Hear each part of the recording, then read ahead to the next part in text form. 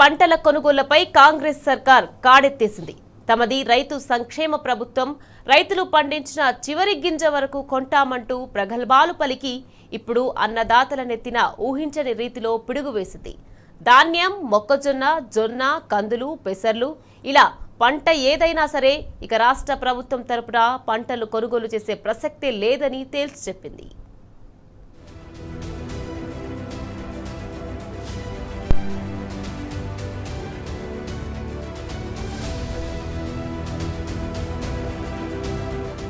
రైతుల నెత్తిన రేవంత్ సర్కార్ మరో పిడుగు వేసింది. ధాన్యం, మక్కలు, జొన్నలు సహా ఏ పంటను ఇకపై రాష్ట్ర ప్రభుత్వం తరపున కొనబోమని ప్రకటించింది.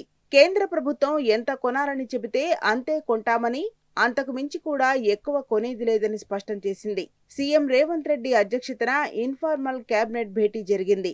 ఈ సమావేశంలో పంటల కొనుగోళ్లపై కాంగ్రెస్ సర్కార్ సంచలన నిర్ణయం తీసుకుంది. ధాన్యం, మక్కలు, జొన్నలు, కందులు, పెసర్లు ఇలా పంటల కొనుగోళ్ల బాధ్యతను రాష్ట్ర ప్రభుత్వం కేంద్రంపైకి నెట్టేసింది.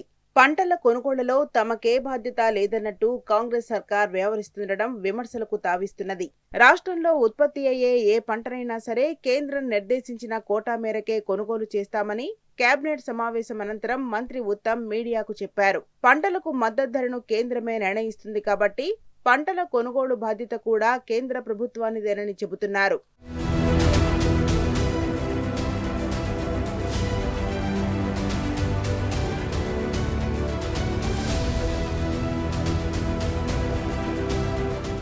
రాష్ట్రంలోని వివిధ పంటలను కేంద్ర ప్రభుత్వం కొంతమేరకే కొనుగోలు చేస్తుంది. ఉత్పత్తి అయిన ధాన్యంలో 3వ వంతు మాత్రమే కొంటుంది. ఇక పెసర్లు, కందులు, జొన్నలు, సన్ఫ్లవర్, సోయాబీన్ వంటి పంటలను మొత్తం ఉత్పత్తిలో 25% మాత్రమే కొనుగోలు చేస్తుంది.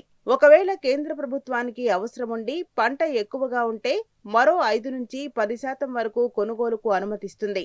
ఇలా మిగతా పంటలను ఎంతో కొంత కొనుగోలు చేస్తున్న కేంద్ర ప్రభుత్వం మొక్కలను మాత్రం అసలే కొనుగోలు చేయదు. ఎంత ఉత్పత్తి అయినా సరే ఒక్క గింజ కూడా కొనుగోలు చేయదు. ఈ క్రమంలో కేంద్ర ప్రభుత్వం తన కోటా కింద కొనుగోలు చేయగా మిగిలిన పంటలను నాడు కేసీఆర్ ప్రభుత్వం కొనుగోలు చేసేది.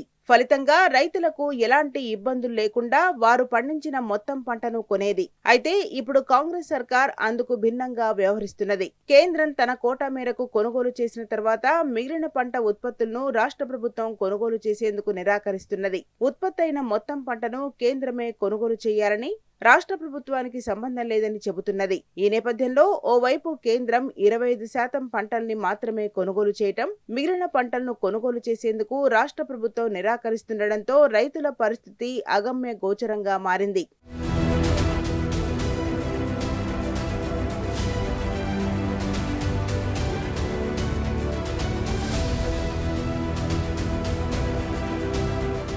కేంద్ర ప్రభుత్వం రాష్ట్రంలో ఉత్పత్తి అయిన మొత్తం ధాన్యంలో 3వ వంతు, ఇతర పంటల్లో 25% కొనుగోలు చేయటం ఇప్పుడే అమలు చేసిన కొత్త విధానం కాదు. నాడు బీఆర్ఎస్ సర్కార్ హయాంలోనూ కేంద్ర ప్రభుత్వం ఇదే వైఖరిని అవలంబించింది.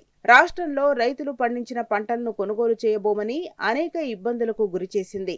ఒక దశలో అప్పటి సీఎం కేసీఆర్ ఏకంగా కేంద్ర ప్రభుత్వంపై తెలంగాణ రైతుల తరపున పెద్ద పోరాటమే చేశారు. అయినప్పటికీ కేంద్రం తెలంగాణ రైతుల పట్ల తన వివక్షను వీడలేదు. కేంద్రం కొనుగోలు చేయని పంటలను రాష్ట్ర ప్రభుత్వం తన సొంత నిధులతో మొత్తం కొనుగోలు చేయాలని నాడు కేసీఆర్ నిర్ణయించారు. ఇందుకోసం ఏకంగా 12,000 కోట్ల రూపాయలను ఖర్చు చేసింది.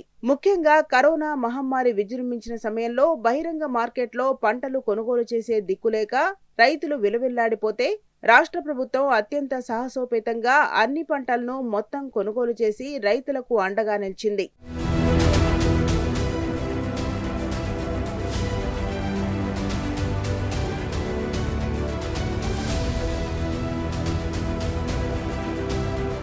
ప్రతిపక్షంలో ఉండగా పంటల కొనుగోళ్లపై కాంగ్రెస్ పార్టీ చేసిన రాద్ధాంతం అంతా ఇంతా కాదు.